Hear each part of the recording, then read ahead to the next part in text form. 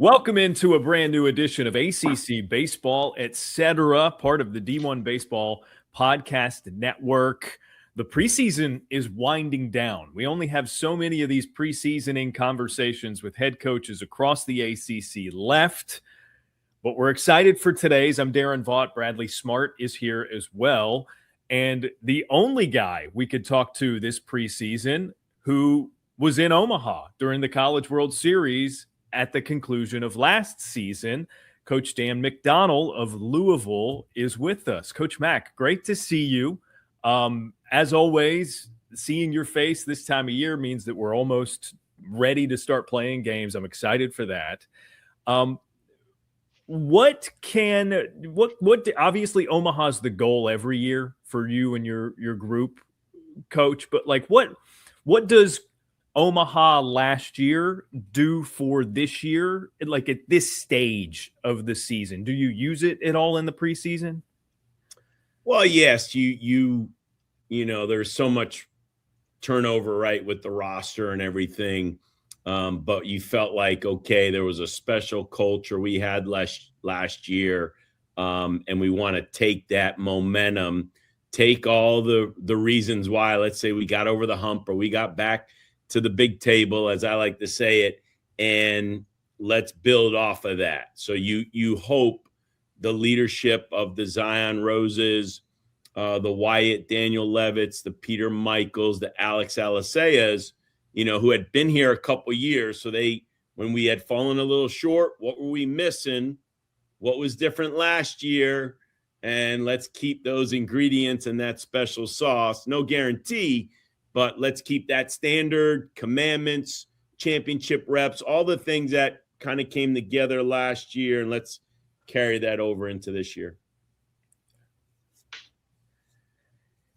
What excites you most about this team? Just like looking at what you've got coming back, it's a lot of returners, and I think that aids in your answer to the previous question, right? It would be a totally different story if everybody was out and it was basically a brand new team. What excites you most about this squad from a baseball perspective? I think I hope the good news for our program, and again, we have to be active in the transfer portal, but we don't live in the transfer portal, like meaning our bread and butter is development. Our bread and butter is get Zion Rose in the program for 3 years, Tage Davis going on year 2, Lucas Moore going on year 3, Wyatt Daniel Levitts going on year 4. Like, get guys in your program. The longer they're in your program, the culture, the expectation, that has been our success.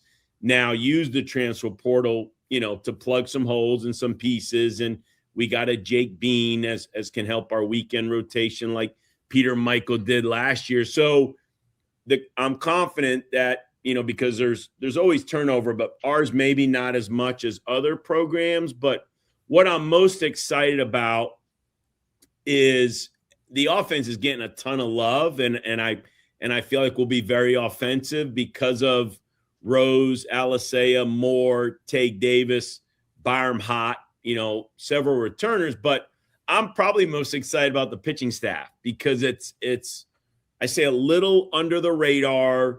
We mentioned a Jake Bean in the transfer portal to follow up what Peter Michael did last year. Ethan Eberle kind of evolved late with Jake Schweitzer.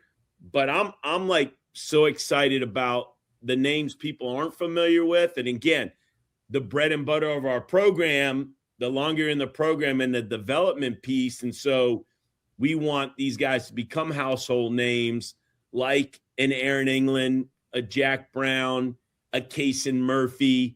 And when I start mentioning names, a TJ Schlagater, like I'm just going to forget some guys because I feel like there's real depth and star power on our pitching staff that's just not going to get maybe the preseason love because the reputation, the resumes aren't there yet, but we do like our options. Yeah, the mound's a fun place to start because one of the things last year that was so impressive about the season you had is the regular season. You guys had to throw a lot of young arms in really big moments. And, that kind of contributes to the 15-15 ACC record. But that experience you have coming back, how big was it to get, you mentioned a bunch of them that threw as freshman and sophomore, made 20 plus appearances. How big is it to get those guys back in year 2, knowing, okay, we threw you into the fire last year and you're a year better for it? Yeah, I smile because it was stressful at times. You're going to Clemson. You don't have Patrick Forbes. Tucker Biven was still in the bullpen at the time. You're starting a freshman Casey Murphy for like his first career start. Then you're starting an Ethan Eberle. But as you see, and you use the phrase, we do it too, throwing them to the fire without crushing their spirit can really help them. And we brag, like we hang our hat on the stat that came out last year, 307 Division I baseball programs. We had the 5th most innings by freshmen in the country. Now, that's a crazy stat if you're in the top 100. Like you're finishing in the top 4 in Omaha, and you had the 5th most innings by freshmen in the entire country. Like, I mean, I like saying, come on, kids, come on, recruits, come on, high school kids. Like, how are you not wanting to come to pitch for Roger Williams? Because if we're not living in the transfer portal, then we're recruiting and expecting these young high school arms to start. And so by throwing them to the fire last year, I ripped off those names, 4, 5, 6 of those freshmen that now as sophomores, you feel like, okay, maybe they're ready to, as we like to say, explode in our program, go through a tough freshman year like most do. Nick Birdie, Zach Birdie. I mean, Reed Detmers and Bobby Miller probably had better freshman years than most, but it wasn't always pretty. Like they just got better as the year went on, and they finished with momentum. But I always tell recruits and I always tell parents, and like if your freshman year is the highlight of your career, you probably didn't have a great college career. So let's expect some adversity. It's okay. You'll get tougher, you'll grow, you'll learn. And then as a sophomore, just the comfort of, okay, now I know what to expect. I'm comfortable with Roger Williams, Eric Snyder, coaches our catchers, Coach Mack, the whole system. And I'm gonna hopefully be a star or be a main contributor as a sophomore. Yeah, and when you look at the big name that people are going to talk about, obviously, is Ethan Eberle. You have to replace Forbes atop the rotation. You bring back Peter Michael. But what have you kind of seen from Eberle, going into year 2 with sort of a lot of expectations on him to really head up, the staff? Yeah, just don't ever feel like you've arrived. As I always sit kids down at the end of the year and then at the beginning of the fall, like, hey, I didn't come up with the sophomore slump phrase. There's a reason. And when you coach as long as I have, it just some kids have a little too much success where they think, okay, I've arrived, and they take their foot off the gas. And then you go through, the boxing match of a sophomore year where you're like, holy cow, I feel like I can't get off the ropes. And seeing kids go through that over the years, you're just trying to get them to avoid that, with Zion Rose, with Tage Davis, and kids who have really good freshman years. So, yeah, the thing about Eberle and the thing with our staff, like, no one's going to let him feel too comfortable. No one's going to let him feel special and walk around with his chest out or anything like that. Like, we kind of even have a theme in our program, and I go with the 3 guys that went to USA Baseball, Tage Davis, Lucas Moore, and Zion Rose. We kind of have a little thing in our program where, hey, it's an awesome honor. Like, it is really freaking cool when you're a part of USA Baseball. But listen, you're not going to come back to this facility and walk around with all that gear to show everybody, hey, look who I played for this summer. Like, no. Pack that stuff up. Like, you're one of the Louisville Cardinals. You got a lot of work to do. You haven't arrived yet. And so I always say, I want them to know you played for USA Baseball by the way you go about your business, by how professional you are every day, by the way you push yourself and push others, and all the ingredients that it takes to be what we call, special, not by walking around sticking your chest out with gear or with, let's say, any freshman accolades we're not going to allow that around here. Tague is a good segue because, Coach, we're talking about pitching, and he's a freshman that did not get the run included in that big group on the mound last year. And there are rumblings that he might be a pretty big piece for you and your pitching staff this season. Just how much is going to be expected of him on the mound this year?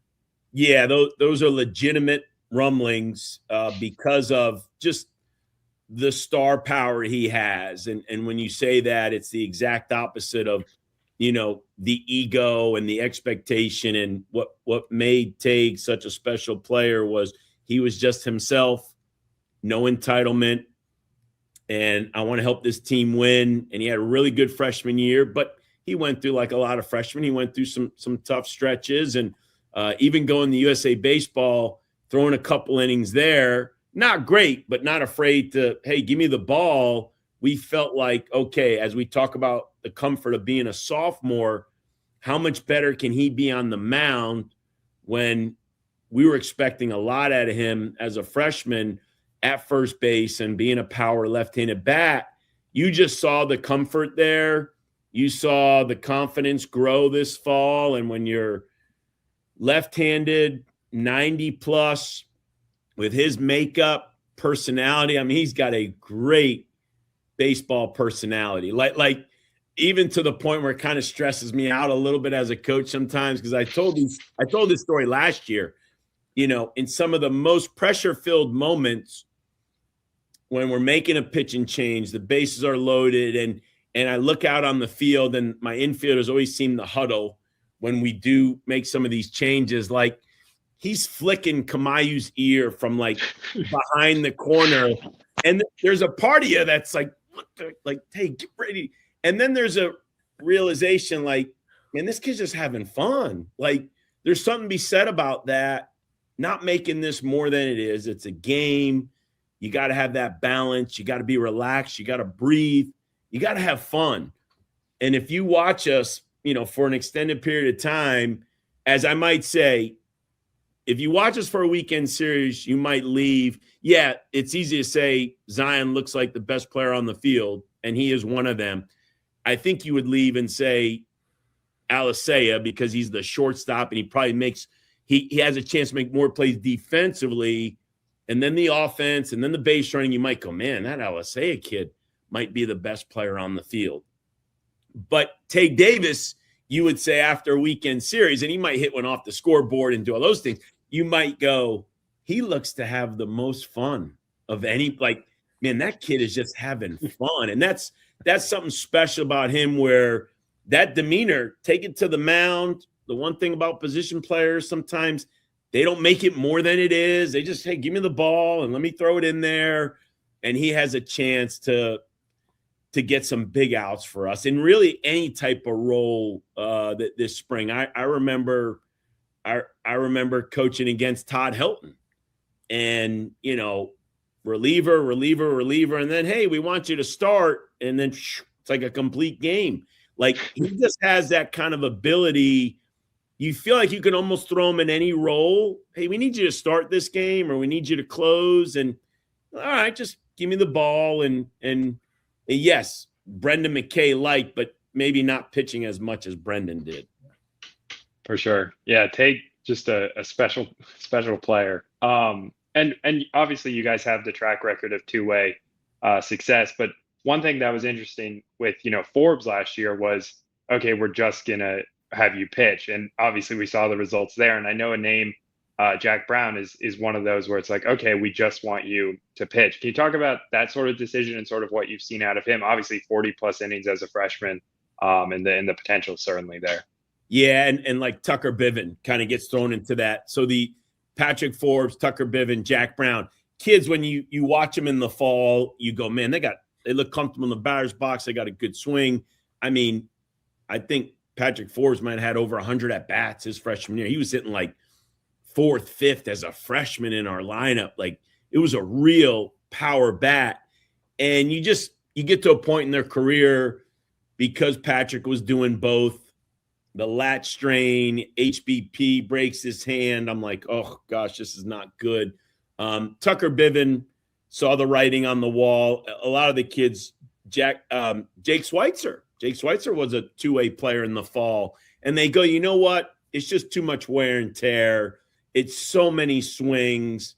Mentally, my head's all over the place. And it's crazy. Like Jack Brown, 40-plus innings, like it shows you how much we believed in him and how good we know he can be, but just seemed to be fighting it all year long. And so, Coach, I got to take a step back from being a hitter. I just want to focus on pitching.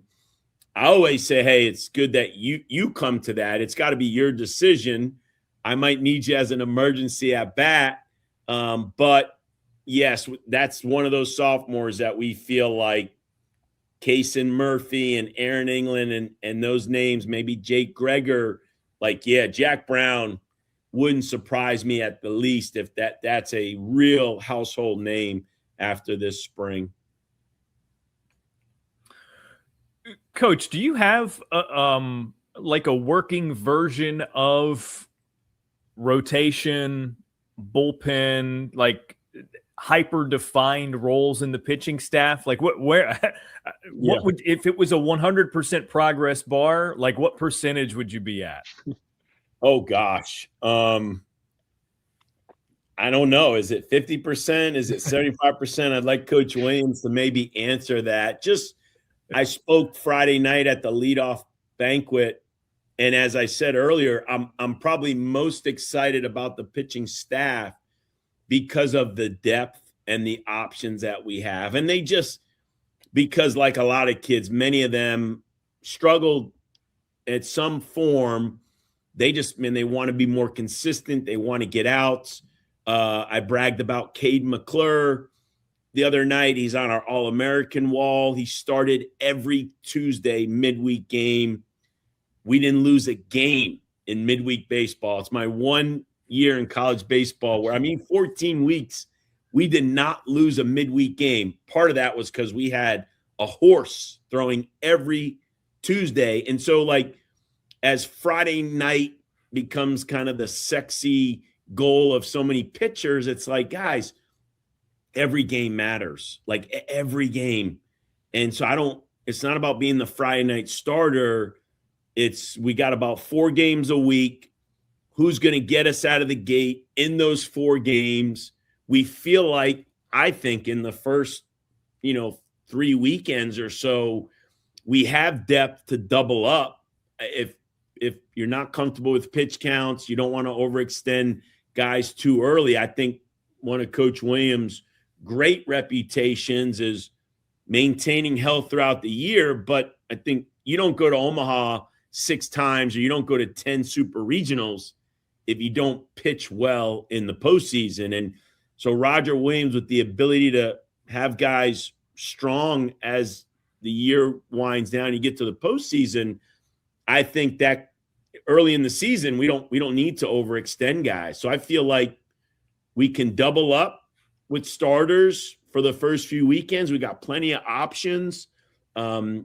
Yes, we talk about Eberle, Peter Michael, Jake Bean, but the next wave of Kaysen Murphy, Aaron England, how about Colton Hartman? Man, Hartman has been close at times. Star power there. We haven't even mentioned the freshmen, and that's okay because let's just let the freshmen kind of come into their own. But, Daniel Levitz and Schlagater, and then Jake Schweitzer and all these guys, Tage Davis, whether they start, they pitch in the middle, it's just about getting outs. And that was my message. Great teams have pitching staffs where they want to eat up outs. They want the ball and they just want to get outs. And I feel like this pitching staff, because there's not a bunch of reputations, there's not a bunch of egos, there's not all this. I feel like, man, give me the ball and let me get us out of the gate, and then let's play really good defense behind them. And then, as our offense is getting so much attention, we just know offense is offense. There's still going to be games you don't score 10 runs. So you have to be able to pitch and defend and win 3-2, especially early in the year with the weather and it's tough conditions. So, we're trying to make sure we emphasize the 3 big points of the game right now. Yeah. I mean, I feel like the regional at Vanderbilt last year was a good example of like the pitching staff coming into its own really and winning those games where there was no offense really, low scoring affairs. When you look at the depth as a whole on the mound, I mean, you've listed easily double digit names. How do you kind of feel it compares to previous years? You know, like I said, I'd love to have Reed Detmers, Bobby Miller, Nick Bennett, knowing my weekend rotation, but that's fine. You don't have that every year. And so I just want to give them time to grow. Yeah, last year, I mean, there were points we were just trying to keep our head above water. And yeah, we had a couple guys that were on the DL for a short period of time. We didn't have Matt Klein. I think when you talk about the success of the pitching staff in the postseason, and obviously Roger Williams, always it starts with him, but I'm sure he would say we got Matt Klein back at the start of the regional. He played a little bit in the ACC tournament. Unfortunately, we just weren't there as long as I would have liked to have been. But I remember leaving the ACC tournament going, it was good to see Matt Klein out there for a few innings. And then when we put him behind home plate, it seemed like everything came together. So, we got Jimmy Nugent, Colin Mowry, George Baker, Drew Freeman. We got a good quarterback room of catchers right now, and they're a big part of this pitching success. I think the sky's the limit, But like I always say, don't get too high, don't get too low. Jake Schweitzer didn't travel with us to Arlington last year to open up the year, but holy cow, he's out there in game 3 of a super regional, getting the 1, 2, 3 double play in the 7th there, so it's like you just try to love on all these guys, coach all these guys up. And that's why we're not even really talking about freshmen just yet. Let's just give them time to kind of come into their own. But like I said, I really like the depth of this pitching staff. I want to relay Coach Mack to the lineup and get into some of the specifics, the particulars with that. I'm recalling as we're talking pitching, and you mentioned Tage Davis and some of the other two-way guys that you've had there. I don't know if you recall this. One of my favorite conversations you and I have ever had was when you were coaching Team USA. That was what, summer of it's been a while now. Anyway, 19 was, I think, the last full summer I did it. Yeah. So you and I, because you guys had like one of the Stars and Stripes games lined up, and it got rained out, I think, ultimately, but we were waiting on the rain. You and I sat in the press box there in Cary, and this was before, I think, Shohei Ohtani hadn't even won an MVP yet, but he fascinated me as a baseball fan, and I know you too. And so we talked about from, I don't know, maybe 30 minutes to an hour, how you have managed the two-way guys there at Louisville, because obviously Brendan McKay was top of mind at the time. With that said, I would imagine Tague's going to hit every day as we make our way to talking about the lineup. How's that going to look in terms of managing him? It sounds like he'll play as much as you want to play him. Yeah, and I was just talking to Coach Snyder, coaches our hitters and our catchers yesterday about, Caden Shanley is a talented freshman, a two-way left-handed hitter, left-handed pitcher from Pennsylvania. There's a lot of similarities to Tague, and I'm confident he's going to be ready to play. And I'm making sure, like I always say, as the backup shortstop, don't act and practice like you're the backup, because just like that, you're going to have to be out there and we're going to have to win with you, especially now with the limited roster. So for me, laying in bed at night and staring at the ceiling, it's always like, okay, if this guy rolls his ankle, okay, what's my move? And don't get caught off guard here. And so I very committedly am getting Caden Shanley to play first base. Now, doesn't mean Tague can't play every day. I just got to kind of monitor his body, how he feels. What if he does run out there on a Saturday and throw 40 pitches, can I DH him the next day? I feel confident that I have a really good freshman first baseman. So, just having a lot of experience there, talking to the players. We got to communicate, with Zion the last couple of years, just a strong muscular kid, couple hamstring injuries, like, hey, how can I help you? And that's why I always give Zion so much love. It's like, he's a really good DH. Like Eddie King was a really good DH. I'm not DHing you because you can't play a position. I'm DHing you because, one, you're mature enough, professional enough to sit on the bench and give us quality at bats. Excuse me, too. But I'm doing it because I'm trying to take care of your body for a long year. I mean, a long 5 to 6 month season. So I think with Tague, it's just, you got to be able to communicate. We say it all the time. You got to be professional. Let's talk. Let me see how the body's feeling, and kind of go from there, and just take it 1 week at a time, but make sure I don't have to overextend him if he needs to sit on the bench one day and DH. Yeah, and when you look at the lineup, obviously, like, we know the big names returning, the Zions, the Lucas Moore, Alex Alicea. What's been the sort of, and Tague as well, what's been sort of the competition like at those other positions as you sort of look to fill out, your starting nine? Yeah, it's like those first 4 guys in Alicea Moore or Moore Alicea. You love Zion in the 3-hole because he can do anything. Right? He can bunt for a hit. He lets guys steal. He can hit with 2 strikes. I mean, like Matt Klein, really good in the middle of the lineup. Tague could be your scariest hitter, and you'd like to hit him in the 4-hole. That's where it gets really interesting for me, is the 5 through 9. And I have to make sure those right-handed hitters understand there's a reason I try to split you up and spread you out. Same thing with maybe left-handed hitters. But Byram Vaught is a senior, really good right-handed hitter playing third base, where Jake Monroe did a fabulous job for us last year. Byram could be the 5-hole hitter. But what I have to make sure Byram understands, like with my righties, if you're not 5, then you could jump to 7, and then you could jump to 9 if I have to split up my lefties, because your left-handed hitters, you got a Ben Slanker, transfer from Ohio, or you have a Griffin Crane. So we have 2 really good left-handed hitting bats in the outfield. If Shanley is a freshman left-handed hitter, again, if he ends up at first base or DH, your right-handed hitters are Byram Vaught. You got Jimmy Nugent, catcher 1. You got Colin Mowry, another catcher, right-handed hitter. And then in the infield, you got Cade Elam, one of the freshmen that really has emerged. Seems like every year when you have a Zion Rose, then you have a Tague Davis.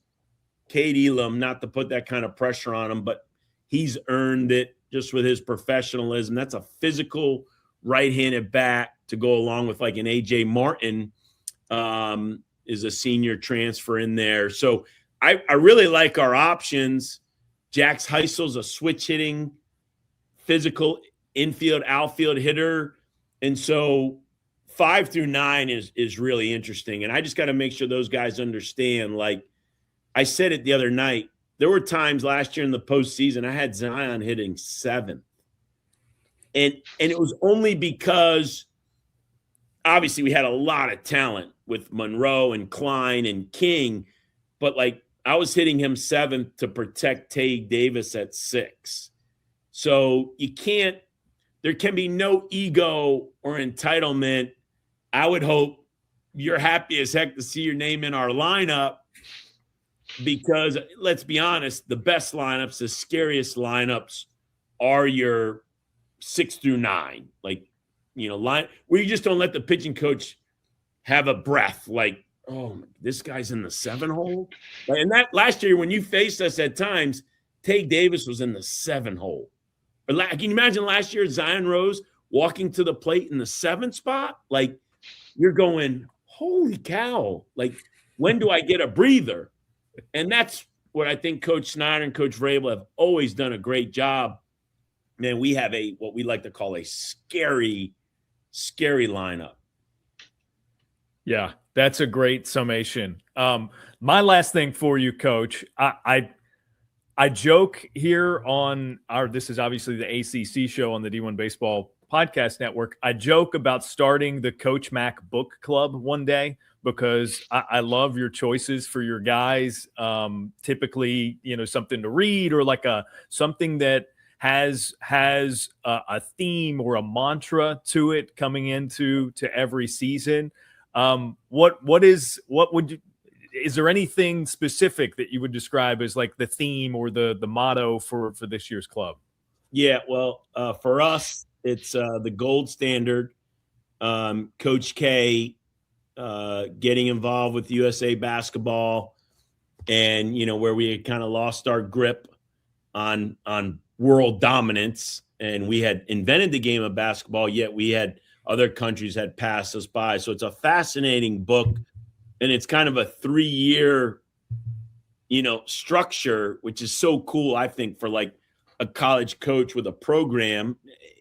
You don't necessarily get to keep everybody for 3 years, but going in, you're optimistic that, hey, I'm going to get you here and I'm going to have you for, let's say, 3 years. And so, but I love reading about LeBron and the late, great Kobe Bryant and just the stars and how they came together to win. And I think my players can learn from that. So that's been our book of the year for the team.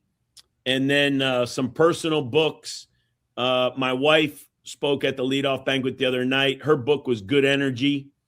And I hope people are familiar with this book, Good Energy. It's really just about our lifestyle, our diet, our nutrition. Really seems to be, like I said, very recognizable in our culture. But the book I reference is a book also my wife gets credit. She read it in 2025, so I read it over the break. It's called 1,000 Gifts by Ann Voskamp. And it's a mom of 6 kids living on a farm, taking us through 1,000 opportunities throughout the year where she can be thankful for something. It's Eucharisteo is the word, and Eucharisteo is a biblical word, and it's giving thanks. And if we can find ways, you hear a lot about attitude of gratitude and how that helps your mindset, all great things. Hers is really deep, and when you read it, it's like I said, it just lifts you up. And I read a segment of it the other night about joy and grace and Thanksgiving at our leadoff banquet, because I think it's a healthy book during just some unstable, edgy times, right, in society. Be nice to take a deep breath. Let's realize we have a lot to be thankful for. And I would highly recommend 1,000 Gifts to anyone. You always deliver. For those listening and not watching, when I mentioned the book, the Theoretical Book Club, Coach Mac just had it right in front of him, the Coach K book. I love that. That's fantastic, man. I was using it as a stand for my computer to kind of lift it up a little higher. So it's a good thick. I'm a hard copy. Nothing against the pads and I got, nothing against these, but I'm the same way, Coach. I got to feel it. I got to flip the pages. Yeah. Sticky tabs all in it, highlights, going back. I mean, old school. I like that in a book.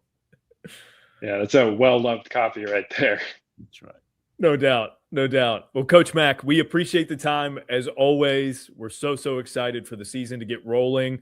And we'll see you in an ACC yard here pretty soon. I know for sure I've got you guys in Winston-Salem, so I'll be on the calls for at least some of those games. So that's a weekend I'll see you, and I look forward to it, man. Hey, we got 3 trips to North Carolina with Duke, North Carolina, and Wake Forest. So my wife, being from Charlotte and being at the Citadel for 12 years, it's always good to get back to the Carolinas. So we're looking forward to it. I appreciate what you guys do for ACC baseball, and as you opened up the show, Never thought we would have been the only team in Omaha last year, but we were honored to represent the league.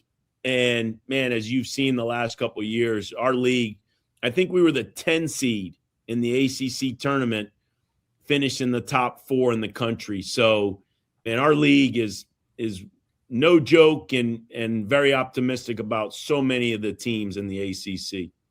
No doubt. That's well said. Well said. Thanks, Coach. We'll talk again soon.